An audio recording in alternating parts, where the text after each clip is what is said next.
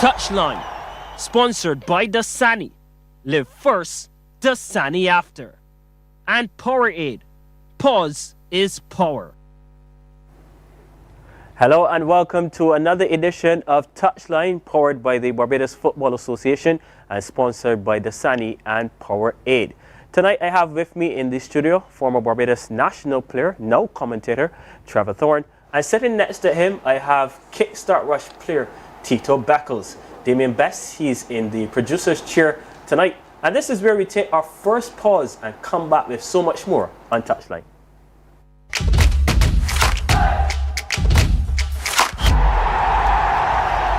TouchLine, sponsored by Dasani. Live first, Dasani after. And Powerade. Pause is power. Welcome to Nature's Discount, the ultimate health food store. At Nature's Discount, we have thousands of quality products at great prices. Hi guys, Dottie here with Nature's Discount, and today we are talking about Solar Ray Microbiome Probiotics and why you should be taking them. And we have well over 3,000 amazing products to help you get healthy.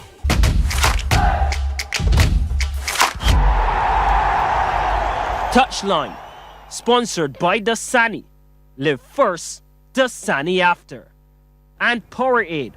Pause is power. Welcome back to TouchLine. And we had 3 exciting matches at the BFA Technical Centre. So let's jump straight into the action.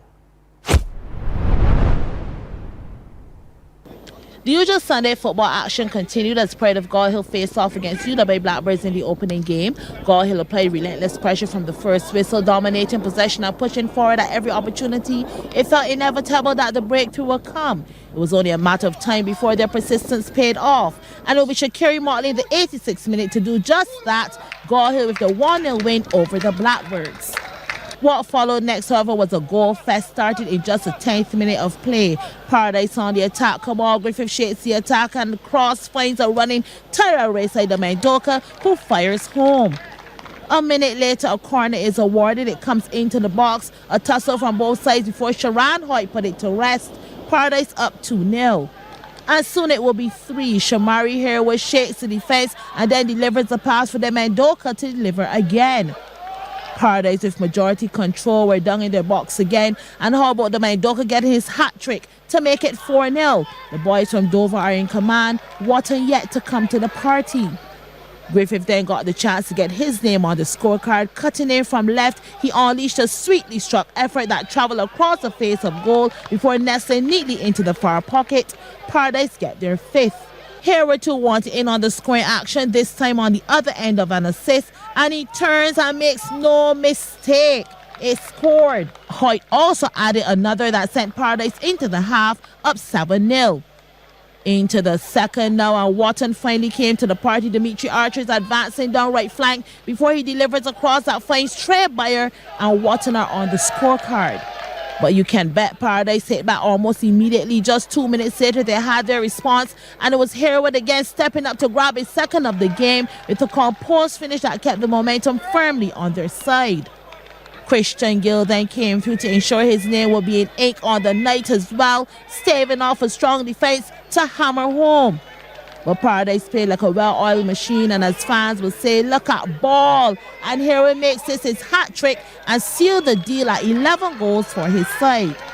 Wharton added one more for good measure. After that Paradise demolition job, Jaden Benjamin would have the final say on the score sheet, but by then it was all academic. Paradise had already sealed a commanding 11-2 victory. The nightcap was a crucial one for Weymouth Wales, who are in a real fight for the premiership as they took on Ellerton. And Wales will find themselves with first dibs. Rashad Jules is brought down in the box, and you know that's a penalty. Stepping up to take it was Akil Applewaite. Money in the bank. That 1-0 advantage held into the half.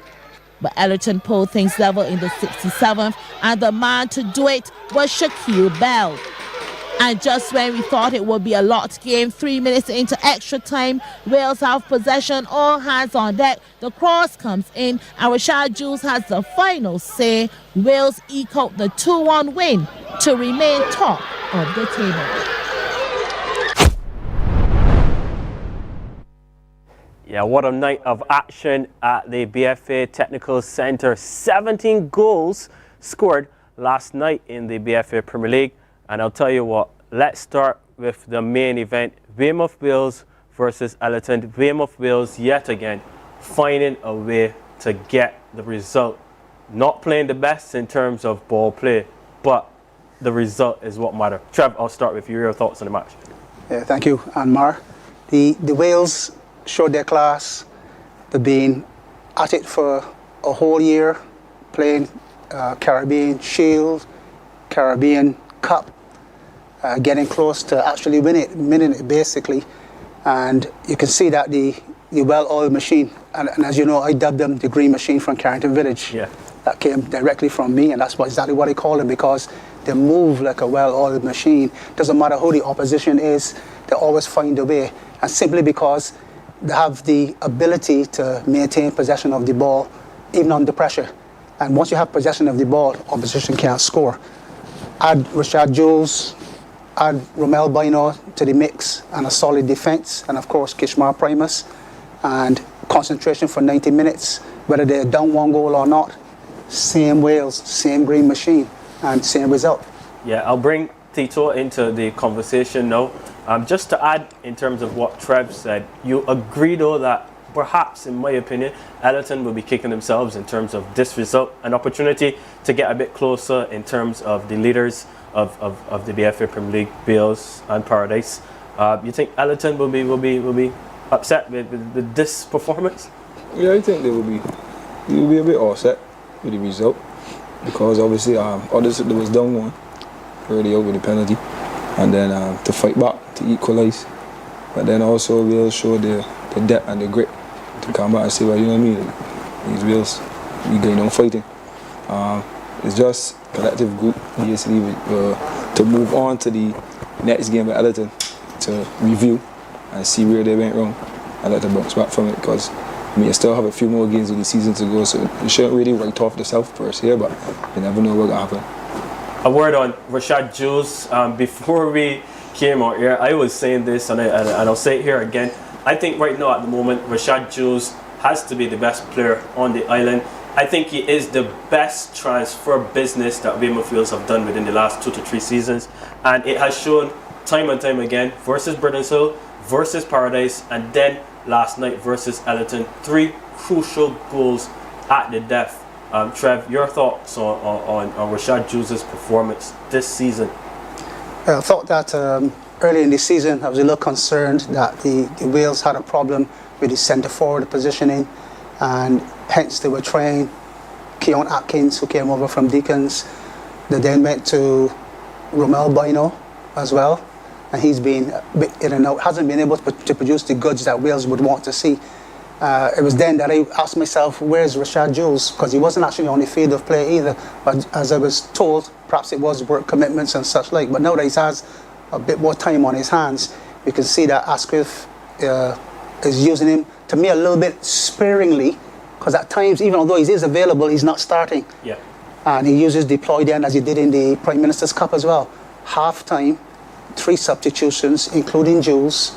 And the second half is all Wales from there on in. So I think it's smart managing and coaching from Asquith Hall Hamlet, as well as the capabilities that Jules has to play all 90 if he feels like, or if it is that he's working with 45 minutes. He and Asquith, as you know, go way back to the BDS Sports Program days. Yeah. So trust in players is critical in this area. You see the difference there in allowing Jules to come on at times and finish the game off, compared to, let's say, with Ellerton, they have Barrow. Yeah, Anson Barrow. Anson Barrow, who they tried to do the very same thing with. Almost worked out yesterday as well, last night. Yeah. Barrow came on, he missed 75 minutes. Yeah. 2 chances, could have been 2 goals, Wales go away. Yeah. But somehow, he wilted under the pressure a bit, missed those 2 chances. Jules says, I have it. And the rest to say is history. Let's look at the run of games. Wales will have Kickstart Rush coming up next. They also have UE and Pride of God Hill. Kickstart Rush, of course, perhaps, if you look at the teams on paper, will be the biggest hurdle, in my opinion. And then if you look at Paradise too, a similar run-in terms of the difficult games coming on. Your thoughts on that, Tito? Yeah, well, it all boils down to the training ground and the grit within the players, within each of the teams. Because as you know already, big games, big players are stepping for big games. And to touch on the point that you were saying, I remember also they had shot we call Chicken. Chicken was normally the talisman for Wales. Yeah. Obviously he was hurt. Shaquille Stewart. Shaquille Stewart. Yeah. So Okay. with him out, and even to go way back, Jules also asking family worked with Jules at school. Sedano's boys. Correct. Yeah. And then also Jules was a former Allerton player. So again, it's a full circle moment there. So again, he was at Allerton. He didn't really prove himself. So then we go on show, but you know what I mean, not playing at Allerton anymore. So give me a case like that. Regarding now Paradise having a good season so far, we know that they won't go all the way, but obviously you know you got to take it one game at a time. Yeah. Same thing as I tell the kickstart players when they at practice. So when we go too far, we try to break it down. People one game at a time, 45 minutes and a half, and then we deal with that. Yeah. And it's interesting too, Tito, that you brought up Paradise, because as we know, what we just saw in terms of the highlights, Paradise defeated Wharton 11 goals to 2. Shamari Herod and Terrell Rayside Demon Duncan. We see the highlights here on our screen, getting hat tricks, and then Sharon Hoyt and Kamal Griffith netting doubles. Tito, Paradise perhaps needs someone to do them a big favor in terms of if they're going to get back into, well, they're still in the title race. There's only 1 point separating the two teams, but you get that feeling that Paradise needs someone to do them a solid. True, because again, if you really check the history, Paradise been knocking at the door for a bit. It's just this final set of games where men could be locked in, and so far for the season, they're showing that, you know, like we could get it done. Good couple players, happy to see them and don't come back out and scoring goals. But collectively, as my guy said, really good oil machine. So I wish them all the best. As you said, we got Wales to deal with, then we have to play them. So we'll wait and see how it goes. How significant, Trev, is the goal difference? I mean, Paradise have a way bigger goal difference than Wales. Obviously, last night they added on that, obviously beating Wharton 11 goals to 2. You think you see this going down to a goal difference, perhaps maybe to decide it?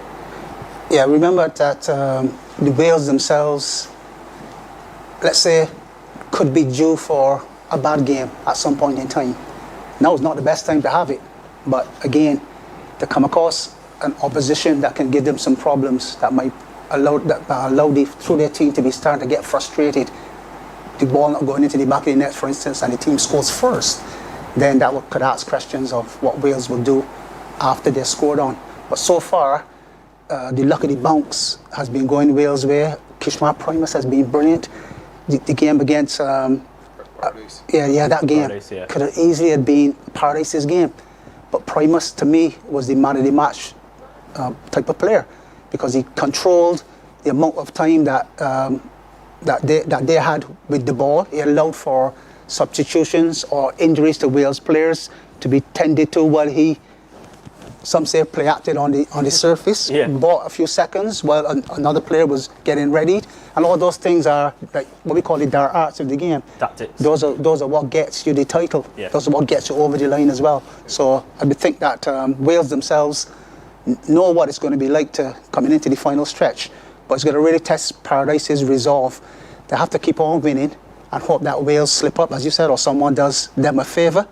And if that happens, they must be ready to pounce. Pounce means win every single match as convincingly as possible, put the pressure on Wales. And as you saw the last couple of fixtures, they had it their way, where Paradise played first, put the pressure on Wales, and Wales, like the champs that are, responded every time. But can they do that for the rest of the season? Can they always respond? Kind of like a Manchester City type. Yeah, when Paradise, as you said, when Paradise score and win big, can Wales always respond? Only time will tell. A word on Wharton, Tito. The struggles for Wharton continue. Only a couple of games left in the season. You think relegation almost guaranteed at this point? Well, with the way how the first round I finished, but like how the second round fall for them. I mean, I ain't sure what's going on in the camp. Yeah. But I mean, they came out, they played well against Kickstart. Obviously, they won the game. Then the game after that, they drew. So technically, it's for them to basically iron out what they have and just come and play football. As you know already, football has a way of teaching you. I mean, it's a love and hate game. So it's either you do it to win the game, or it doesn't look like they're coming out to lay down. Unfortunately, what happened against Paradise, it probably was, as you can see, it wasn't really their normal keeper as well. Yeah. So probably little family commitments, or probably had an emergency that he wasn't there. Because I think it's their manager that's in the goal bars. Yeah, Rashid Belgrave. So he hasn't played football in a few years. In a while, yeah. So again, it's just flick of the coin, basically. Sorry to see for coming from where they had last season with the Prime Minister Cup, playing for third place, and then this, I guess, it's just something that they gotta go back to the drawing board. Basically, just sit down and count the grits and say, fellas, that we can go out there and give you all. Even if you fight, we pay you all, and we get beat, we're cool. But don't just count there and just lay down like that, man. And let's quickly move on now to the third game that we had on the schedule. Pride of God Hill, they were also in the winner's circle, defeating UE by 1-0. Shakiri Motley scored the lone goal for Pride of God Hill. Impressed with Pride of God Hill this season, Trev. Midway through the season, had a bit of a change in coaching. Roy Skinner coming over from St. Andrew Lions, and in my opinion, he seems to be doing pretty right. Yeah, Ken Roy to me has improved the squad. I think the confidence level when he joined wasn't that great. Immediately as he came over from the Lions into the God Hill camp, I think he was listening to some of the commentary that we would have spoken about. He realised that Motley was playing in a 10 role. I kept saying it on air when he was doing the commentary. And so why is he playing 10 when he had the 9 on his back?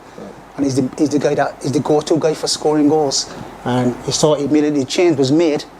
And as soon as that change was made, Motley started to score goals. And here he got the luck of the bounce again. Anything inside the 18-yard box, the real strikers know where they need to be as the ball comes into the 18, so that just one touch and it's a finish. And Motley is the man. So trying other players there wasn't working out for God Hill, but now they looked as though they're up and running. Every now and then you do get a little bit of a indifferent game from them, but generally speaking, it's a young squad. But most players being 20, 21, 22 years old, and the position that they're in right now, they look as though they're going to slave off the relegation and look to build for next year. So I think they're doing a reasonable job. And as I said, once you place Motley in the correct place, they do have Ruben Jacobs and these type of players that can find him, and therefore Tarico Redmond Bellamy, these type of players are not necessarily goal scorers per se. Those are guys that find the striker, and they've been doing that brilliantly more recently.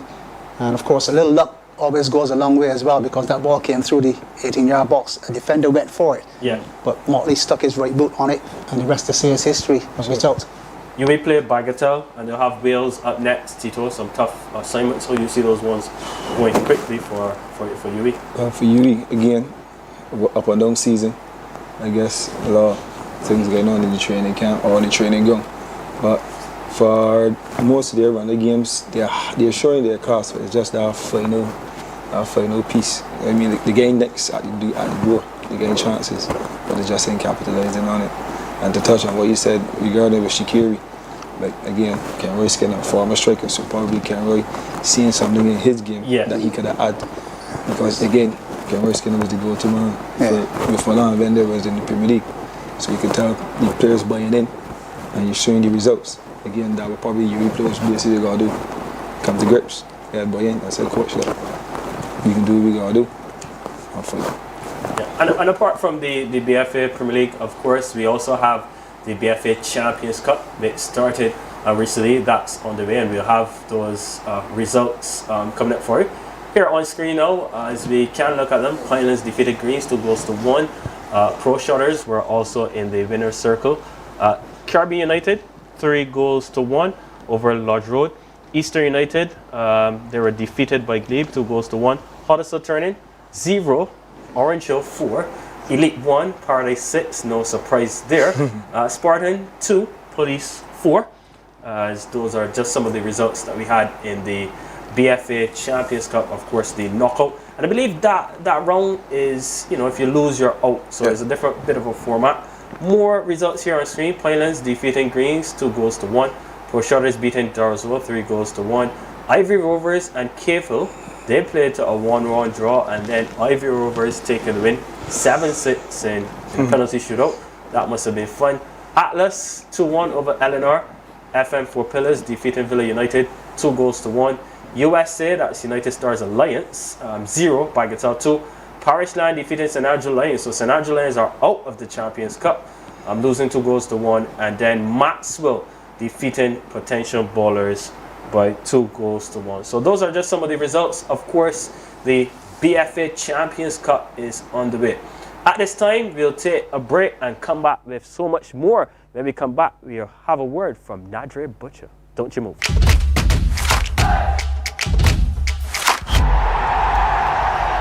TouchLine, sponsored by Dasani. Live first, Dasani after. And Powerade. Pause is power. Welcome to Nature's Discount, the ultimate health food store. At Nature's Discount, we have thousands of quality products at great prices. Hi guys, Dottie here with Nature's Discount, and today we are talking about Solar Ray Microbiome Probiotics and why you should be taking them. And we have well over 3,000 amazing products to help you get healthy. For your health tips, tune in to CBC. TouchLine, sponsored by Dasani. Live first, Dasani after. And Powerade. Pause is power. Yeah, welcome back to TouchLine, powered by the Barbados Football Association and sponsored by Dasani and Powerade. And it's my favorite part of the show. It's Link Up, and I have with me joining all the way from Lisbon, Portugal, Nadre Butcher. Good to see you, Nadre. I have with me in the studio Trevor Thorne, and I have Tito Beckles. Give us a bit of insight in terms of what you're doing, Nadre, in terms of your football over there in Portugal. Can you hear us, Nadre? We seem to be having some audio issues, not able to hear Nadre at the moment, but he's there, as you can see. Nadre, can you hear us now? Yeah. Okay, good to see you, Nadre. How are you doing? How has it been going for you since you signed your professional contract in Portugal? The whole of Barbados is watching. Tell us a little bit about it. It's been going good. All glory to God. Thank God for this opportunity. It's been a pleasure to be here. I got a platform to perform. Basically, in a nutshell, is a dream, honestly. Just in a nutshell, is a dream come true for me, and I'm enjoying every bit of it. You seem to be buzzing, Nadre. Tell us a little bit in terms of how the training has been for you. How did you adapt to life in Portugal? I know you're from the Caribbean here in Barbados. We're accustomed to the warm weather, but it must be chilly over there in Portugal and Europe from time to time. Yeah, Sundays is very cold. When I put my feet in my shoes, is hurting, but adaptation comes easy even once you know what you are after. Adaptation is the easiest thing for me because I have one vision and I just go after what I want. You mentioned having one vision. What is the ultimate goal for you over there in Portugal right now, Nadre? Well, we just finished winning the championship. We have a cup final, cup semi-final and cup final incoming. So just to keep fit, win the semi-final and then on to the final, and then another set of celebrations. What do you want to tell young footballers here in Barbados watching this interview tonight? How would you like to inspire them? Honestly, just be you. Work on yourself. Always have the tunnel vision that you know what you are after, and don't let anyone get you off your path or get you the direction that you want to go. I think training is very important. Having a mental preparation is also important. Yeah. Yeah, thank you so much, Nadre. Always good to see you over there, and stay safe in Portugal. We're wishing you all the best. Yeah, our very own Nadre Butcher, national player for the Barbados senior men's team. He gained a professional contract. He plays for Real Sport SC in Portugal, and he's doing Barbados and the entire Caribbean region very proud. Coming up next on Touchline, it's my favorite part of the show. I know I said that before, but this one is my favorite as well. It's the goal of the week.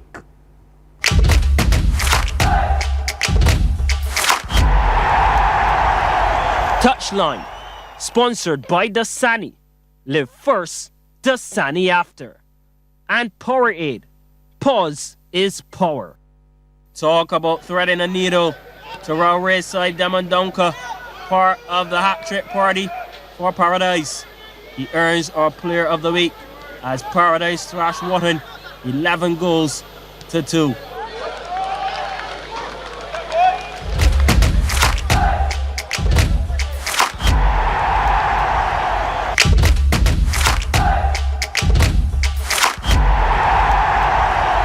Touchline, sponsored by Dasani. Live first, Dasani after. And Powerade. Pause is power. He must have learned that from me. What a strike to our race-side Dunker from Paradise. All the BFA Premier League action continues tomorrow, and we have the schedule for you there on our screen right now. Britain's Hill taking on St. Andrew Lions. That match is at 7 p.m. And then Bagatelle versus Kickstart Rush at 9 p.m. Ask the guys quickly, 30 seconds, your predictions on these two games. Trev. On my gadget, Britain's Hill meets St. Andrew Lions in the first round. So you'd have to say that Britain's Hill more likely to get over St. Andrew Lions. I think the Bagatelle and Kickstart was a 1-1 draw or something of that sort. Bagatelle bringing the Brazilian flair. Kickstart juggling their team many times. Could go any way, I would reckon. Yeah, so I still only fence on the second one. Tito, I'll put you in the hot seat. You'll be playing tomorrow. True. For me, coming back from British Hill and Lions, British Hill has a point to prove. Also as Lions. Lions just lost in the Knockout Cup, so probably the Lions might be roaring. So the first game could be either way. A draw would be good for me. But obviously, they got the last game, so against Bagatelle, we're looking to get the 3 points as much as possible. Yeah, I'll go with Britain's Hill to defeat St. Andrew Lions and Kickstart Rush to defeat Bagatelle by 2 goals to 1. Tito Beckles, perhaps, on the score sheet. Who knows? Just a quick look at the Premier League standings. We'll start from the bottom. Wharton and St. Andrew Lions in the relegation zone. Wharton with 4 points, St. Andrew Lions with 7.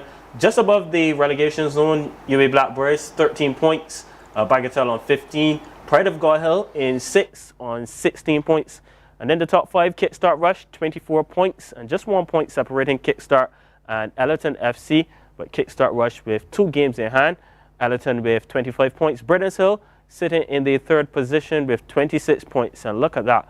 What an enthralling battle at the top. Paradise, 33 points. They're in 2nd. And Weymouth Wales, 34, leading the BFA Premier League standings by just 1 point. So just a lot to look forward to in terms of the BFA Premier League. The action continues. We're entering the business end of the league, and I'm encouraging you, if you have not visited the BFA Technical Centre just yet for the season, please do on Sunday. Well, guys, we've come to the end of another episode of Touchline.